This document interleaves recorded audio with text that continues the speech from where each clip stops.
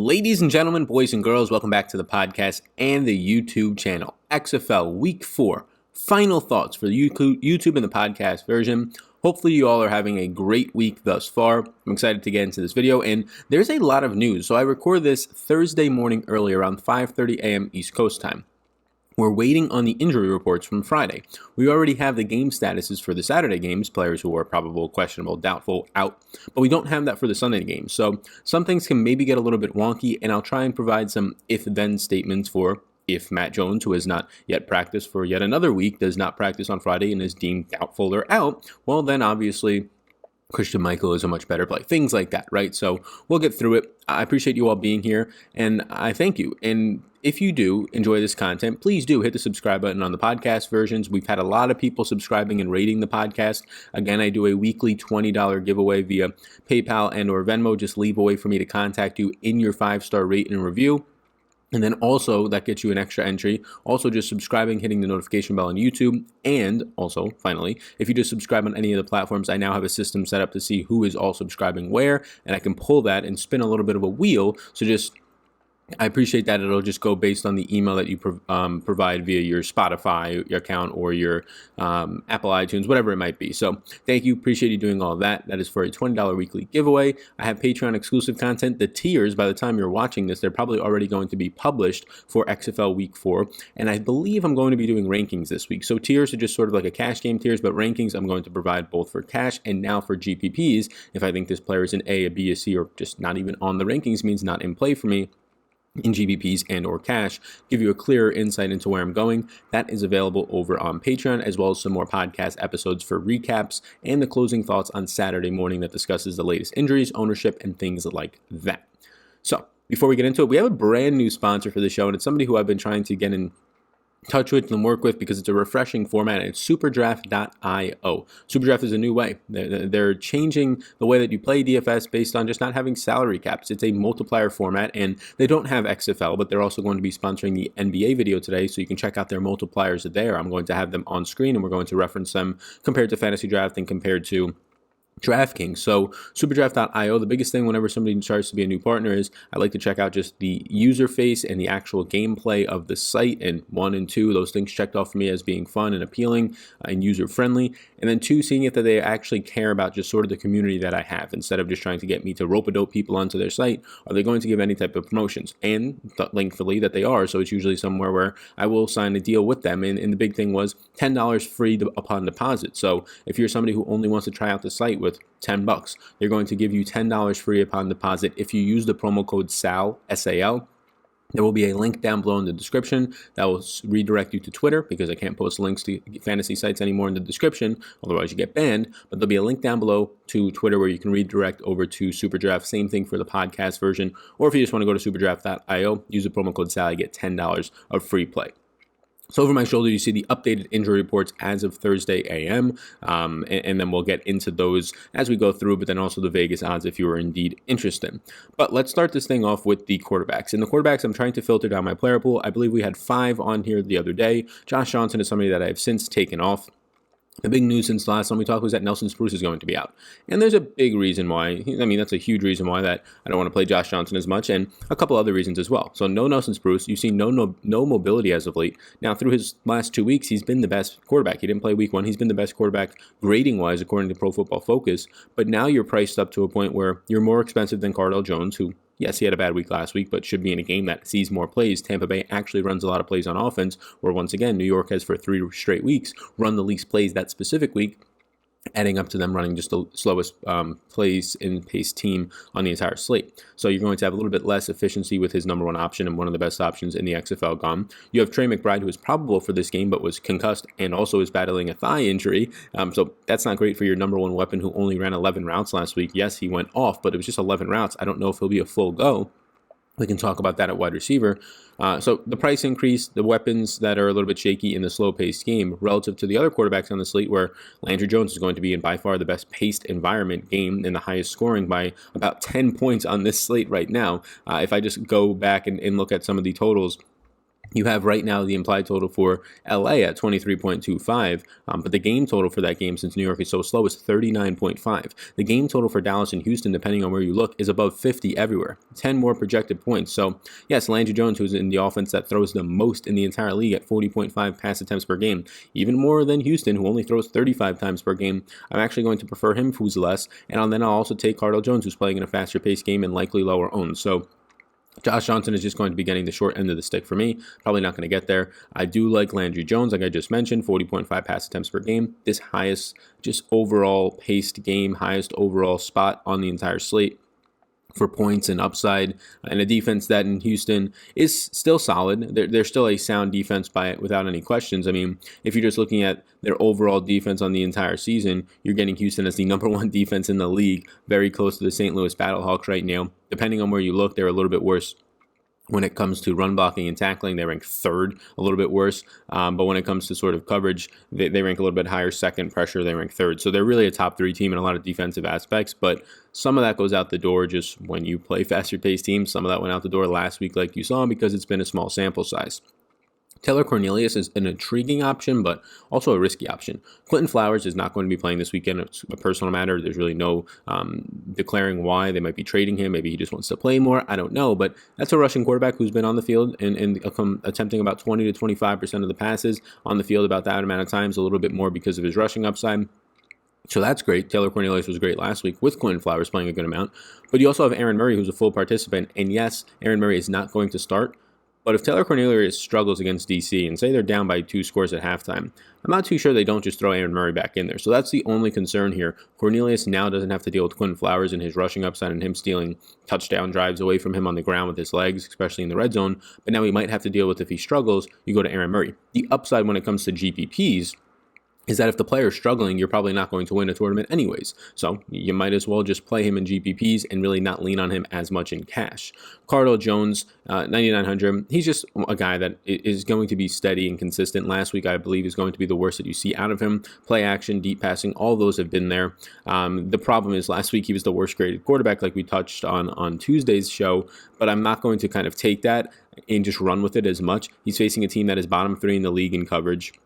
An overall defense, so they're the second worst team in the league. And then when you factor in the fact that they can't tackle, they're the worst ranked tackle team in the second worst pressure unit, it's going to be a little bit better than what you got last year out of an LA team that ranks number 1 in coverage. That's overall defense ranks number 4 compared to Tampa's, who ranks number 7. So it's just a lot better of a matchup for Jones this week. Maybe they got a little bit hit on the chin after being high on their horse potentially. It was just an overall terrible performance from a DC team last week that I don't think is going to be the norm moving forward.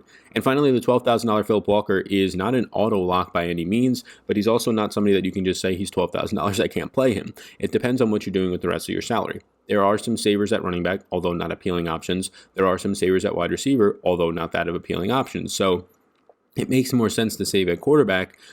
These guys that I have listed here are currently in the tiers. There's going to be one other player listed in the tiers as of right now. So you can go ahead on Patreon if you want to see exactly where they rank out, where I rank them compared to each other, tiered rankings. You can check that out over on Patreon, linked down below. There's also PGA and NBA content that I produce and also create over there as well. But Phillip Walker, $12,000 is not out of play. Again, he's in the game that has over 10 more points implied than any other team on the slate. He's on the team themselves that has the highest total on the slate at 25.75. Now, Dallas on the other side of this has a 24.75 total. So it's only 1 point higher than Landry Jones, who ends up being $2,000 less, but Walker has more mobile upside.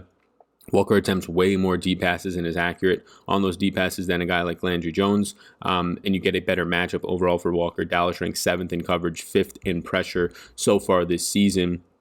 And overall on defense, they rank 5th, whereas I talked about it, Houston is the number 1 ranked defense, and Landry Jones not throwing as much downfield. So there's upsides and downsides. Walker is your most consistent body here. If you want 20 to 24 points secured in with the upside of what you saw from week 1 and last week of 30 to 40 fantasy points, that's Walker for you. But Landry Jones has consistency to him as well. He is just also a guy who can fold under pressure. He's a guy in college who threw a ton of interceptions, and we saw 2 of them last week. He just happened to throw so many times that they didn't matter as much.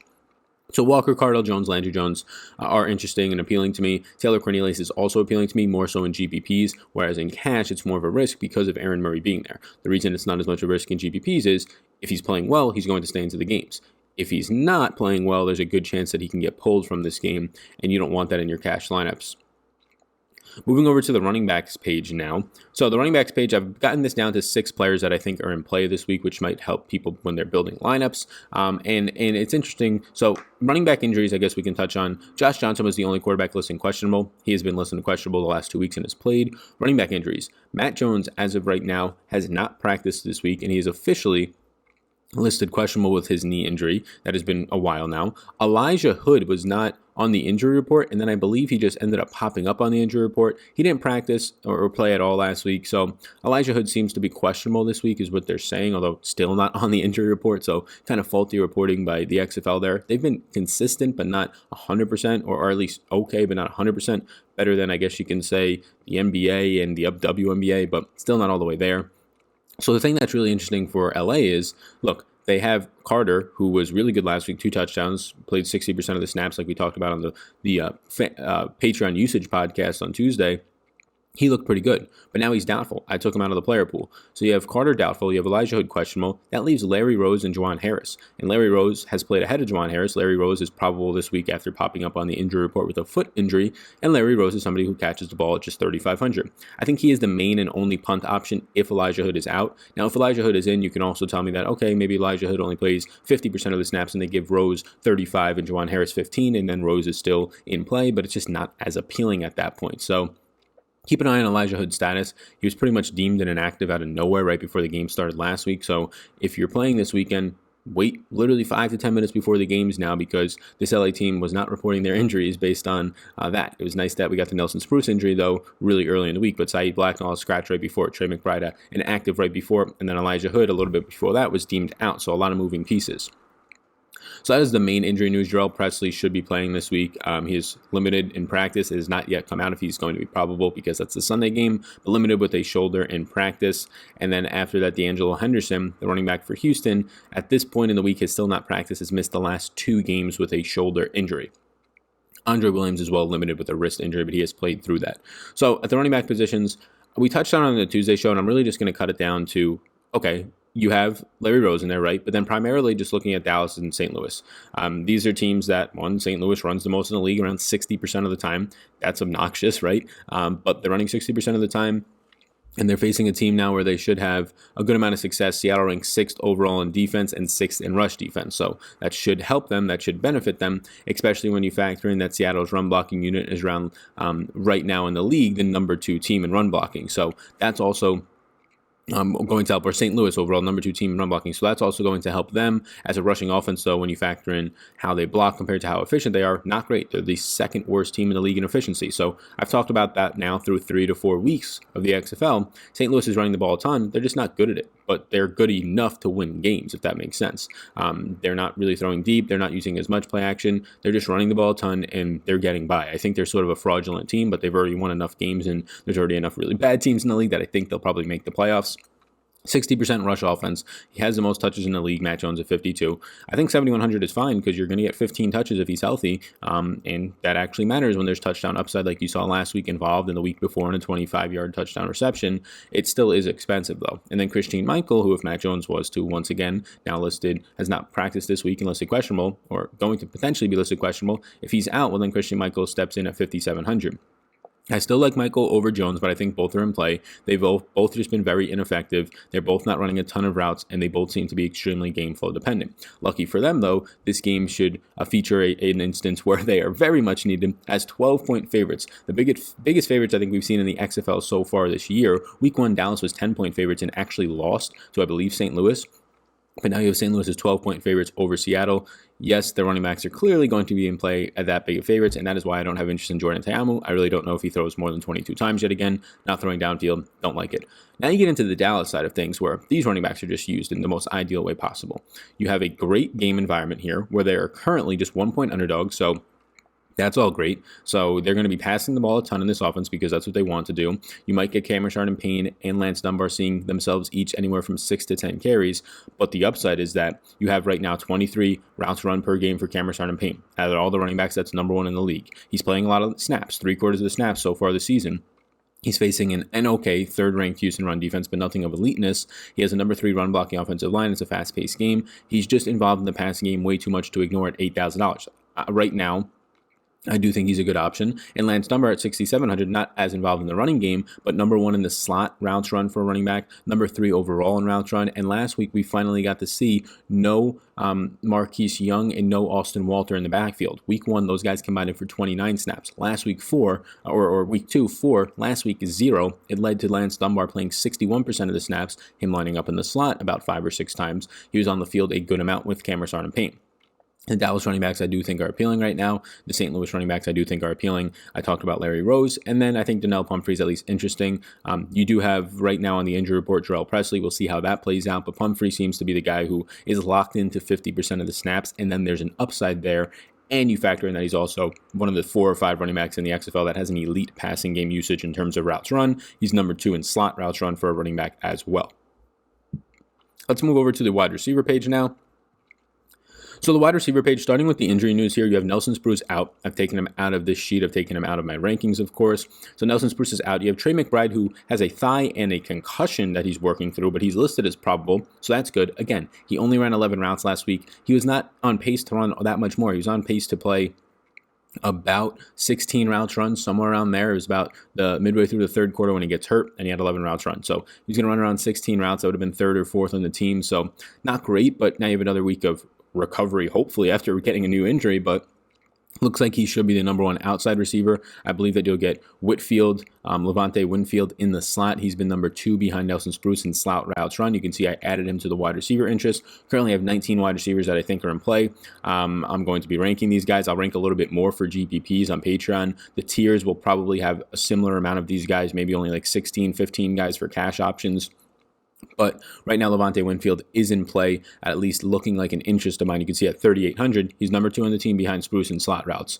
If he steps into this offense led by Josh Johnson, who has looked at the slot a good amount, that provides upside at a below 4K price tag. But the problem is there's like 4 or 5 guys below 4K that you can play this week that have, I would say, similar shaky upside. So the rest of the injuries for wide receiver, Kayshawn Williams has not played the first 3 weeks for Seattle, listed week 1 as the starter on the depth chart. He's out now for a 4th straight week. You have then Cam Phillips, who popped up on the injury report after not being popped up on the injury report all week, pops up on Thursday night with an ankle injury, did not practice. So it's going to be very interesting to see what happens today, Friday. This happened last week with Sammy Watkins and Phillips as well, and then they just practiced on Friday and we're good to go. So I'm expecting that. But if you see for some reason he's ruled out or questionable, keep a close tag on it. If he's ruled out, well, then you get more upside in Sammy Coates, a lot of upside in Sam Mobley, playing as outside receivers. Josh Crockett for Dallas has also popped up out of nowhere with a did not practice because of illness on the injury report. He is the outside deep threat option for Dallas. They don't really throw it deep, so he's in play. You can see that I have him at 3,600 right next to Whitfield as a guy who's in play more so for GPPs. And then lastly, Donald Parm, if you want to consider him a wide receiver, I will because he's been in the slot a ton, has been limited all week with a hand injury. I expect him to go. We'll see if he practices in full on Friday, but either way, I'm expecting him to go. So main injury news to watch is right now Donald Parm, obviously Cam Phillips because he was a DNP. I'll highlight right now Cam Phillips. And then after that, you can look at Joshua Crockett, who was a DNP as well. So these are the guys that, as of Thursday, had not practiced for their team. If they've already been ruled out, I've taken them out. So starting at the top with Cam Phillips, as long as he's playing and he's healthy, at 11,700, I like him. I had the question last week, Cam Phillips or Phillip Walker? My answer based on the tiers, if you looked at them, Phillip Walker was our number 1 player in the tiers. Cam Phillips, I believe, was number 1 in the tiers as well. So that was my answer. Play both of them. This week, it's not that easy. Now, I think you can clearly play both and it looks good, but I prefer Cam Phillips to getting to Phillip Walker, mainly because he's a wide receiver who has easier paths to scoring, right? 1 point for 10 yards. The bonus for him is a lot easier than 300 yards, it seems, so far in this league. And his quarterback has eyes for him, whereas if you have a game where it's 250 yards and 2 touchdowns, for a guy like Phillip Walker, and Phillips has 90 and a touchdown of that, he's going to benefit. Phillip Walker at his price tag probably doesn't, if that makes sense. So I think Cam Phillips, 11,700, really not much to say there. 7 total touchdowns, 2.95 yards per route run at this point, 68 more receiving yards than anybody else in the XFL. Donald Parm got a huge price bump. He's probably, $1,000 too expensive in my opinion for where they bumped him, but it's also a situation where if you have the money left over, if you're, say, fading Cam Phillips, he's in the best game environment and an offense that wants to throw the ball really the most in the league, even more than what Houston is doing right now based on the plays that Dallas is getting off and how quickly they play. So Parm is a guy who's getting targets downfield. He's a guy who Landry Jones is just having eyes for at this point. You see him over the last 2 weeks. He's number 2 in the league in targets since Landry Jones took over, number 3 in the entire XFL with 24 through the 3 weeks. A 2.85 yards per route run is elite. I mean, I just talked about Cam Phillips being 2.95. Donald Parm right now in the XFL for players that have seen, and I'm just pulling it up right now, yards per route run for players that have seen at least, we'll just go with at least 10 targets as a barrier. Donald Parm currently is number 3 behind only Cam Phillips and only Nelson Spruce with a currently 2.36 yards per route run through 3 weeks. In the last 2 weeks, it's been 2.85 since his quarterback has been there. So strong spot for him in a good environment. Eli Rodgers has just been very sneakily consistent at this point. Eli Rodgers is a guy who so far this year, if you're just looking at just usage, 99% of the snaps last week, even in a game that blew out, he still was a team leader in targets with 7. That's all fantastic. You obviously really like to see that. You get Eli Rodgers consistently being this number 1 weapon in this offense, and now the issue is there's just so many guys in this offense that stand out. And another issue is that his yards per route run is not elite because a lot of his targets out of the slot are not downfield. 1.41 yards per route run this season is not great. The 97 total routes run, which is currently 19 more than anybody else in the team, ahead of Rashad Ross by 19. He has 78, Rashad Ross. That's really good to see too. So $9,200 for Eli Rodgers, I think, is an appropriate price tag for a guy who's just going to be running 33 to 35 routes a week in an offense that is also going to throw about 55% of the time. Julio Lewis is in play, but similar to where I've had him in the past couple of weeks, is just sort of a teaser. I haven't had him ranked as high in the rankings because of his price point. He's in play because of how good this game environment is. All the receivers are, especially in this offense. But he's $8,900 for a role that's a little bit better than Nick Holly's, but like I said last week, not that much different than Nick Holly's. You're playing out of the slot for all of your snaps. Nick Holly's running more routes. Julio Lewis's down the field upside is a little bit better because he's a bigger bodied receiver than Khalil Holly, but it's not by much. So at 8,900, he's not a standout. He's more of a GPP play. Rashad Ross so far this season has ran 78 routes. He has a 2.18 yards per route run. He leads the XFL with 9 deep targets. He had 4 more last week. In week 3, just couldn't really convert all that much. Deep targets or targets of 20 plus yards. Rashad Ross is a GPP mainly target for me.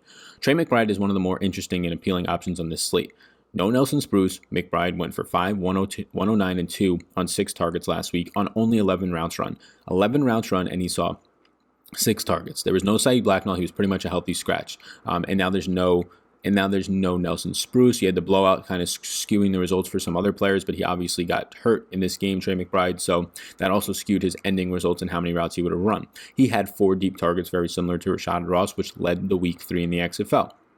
Trey McBride is at $8,100, probably going to be highly owned, and it is a scary spot against a slow-paced team, but the upsides are that Nelson Spruce is there. The downsides is that his price point is now up. People are going to own him at an exceptionally high rate to where he's not even worth it, even if he was to produce an okay game, and then also the downsides are that maybe he's still hurt, and he only runs 20 routes and not a full complement of 30 routes run.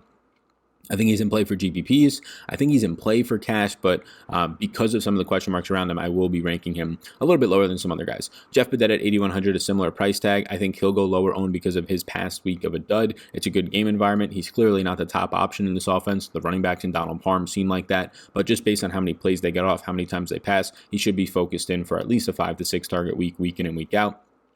Dan Williams, 100% of the snaps last week, hard to ignore him. They did sign Santavius Jones back to the roster, but Dan Williams should still be fine with a lot of routes.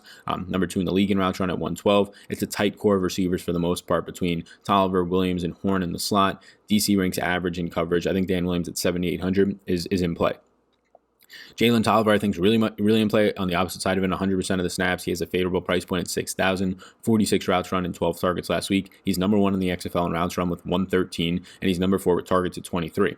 And for him, it really doesn't matter if it's Taylor Cornelius or if it's Erin Murray coming in. Both of those guys will be fine. That's the other upside for these receivers, is that Quentin Flowers not being in there means that those, 10 snaps that Quentin Flowers plays, if he's only going to throw on 5 of them and run on 5 of them, he's going to throw terribly on 5 of them, then he's going to run, so that takes away from the upside of the receivers. It should be more pass attempts now towards these guys. Jordan Smallwood is the second guy I'd get to in LA after Trey McBride because of the injury news of a guy like Nelson Spruce. So a lot of people automatically came in, and I heard people saying, oh, Adonis Jennings and Jordan Smallwood and Trey McBride season. Here's the thing. Yes, those guys should be seeing more targets now. It might be Trey McBride season regardless of if Nelson Spruce was in or out. You saw that last week. But very similar to what I talk about in my NFL DFS course. You can check that out if you want. If you want $100 off that, you can leave a comment down below and I can get you a code for it. But very similar to what happens there is you have a situation where Nelson Spruce played in the slot on like 95% of his snaps. Whitfield should be the guy to fill in into the slot, maybe a little bit of Adonis Jennings, but you're going to get the biggest opportunity change for Whitfield. He's going to be playing more snaps now, especially in the slot. The opportunity for Trey McBride is still going to be on the outside. He's not going to see more routes run or snaps because Spruce is out. He's going to get his on the outside. Same thing for Jordan Smallwood. The only difference they'll see is a volume change. Maybe they each see 1 or 2 more targets. But it's not going to be the opportunity change. And when in the NFL, you want to focus on opportunity change. Too many people go, oh, Nelson Spruce was the number 1 receiver in the slot. Now, automatically, the number 1 receiver is going to be on the outside in Jordan Smallwood. That's not how it works. He's still running his routes on the outside. He is not automatically the skill level of Nelson Spruce now. Where was the successful piece? In the slot for LA. That's now where Whitfield's going to be. That's not me saying that the skill level is the same now, but it's just where the opportunity gap is going to be filled in for. So don't get carried away by playing Jordan Smallwood or Trey McBride only because Nelson Spruce is out. They might see 1 or 2 more targets because of that, but it's not going to be them seeing 7, 8 more targets. They already have their opportunities. They're already running routes out there. Alonzo Russell is the only thing from St. Louis's passing he might touch, and even at 5,800, he's not that great. He is seeing a lot of air yards, though, so I'll mention that one. Should be in line for 4 to 5 targets and a lot of air yards behind those. Deandre Thompkins, Malachi Dupre should be back, but it seems like Malachi Dupre is pretty fixated as the number 4 wide receiver on this team. That does create some issues for just rotations of wide receivers when Thompkins last week ended up running, I believe, 30 routes after running 26 routes in week 2. Tompkins ended up running 29 routes last week, but Dupree was out, so they really didn't use another wide receiver. Tyler Polka ran 6 routes, but you did have Malachi Dupre in week 2. Even though he took a huge step back, he still did run 12 routes, so those probably come off of Tolliver, maybe Rashad Ross. Or those probably come off of Tompkins, maybe Rashad Ross. But at 5,200, Tompkins is still in a really good price spot. Reese Horn out of the slot played 85% of the snaps for Tampa Bay. They used a 3 wide receiver core, like I said. Horn, Tolliver, and Dan Williams all in play for me. I really like all of them. They're just going to have a lot of usage. They're going to be in a situation where they have to pass the ball a lot. And now you take out Quinn Flowers, who is not a good passer, and you have either if it's Erin Murray for maybe a quarter if the game gets out of hand, or if it's Taylor Cornelius for the whole game, you have just more higher quality passing options and passers from this game. Flynn Eagle and Nick Holley and Levante Whitfield, these guys all in a row after this are very similar to me. I like Flynn Eagle the most because I think his offense is just the best suited for his skill set. Nick Holley's is very consistent for 5 to 6 targets and 3 to 4 receptions for 30 yards or so. And if you get a touchdown, it binks, but that's for anybody you can say that for. So Nick Holley, I'm not going to be on high as I usually am. The outside receivers, namely Cam Phillips, are the guys who really stand out from this team.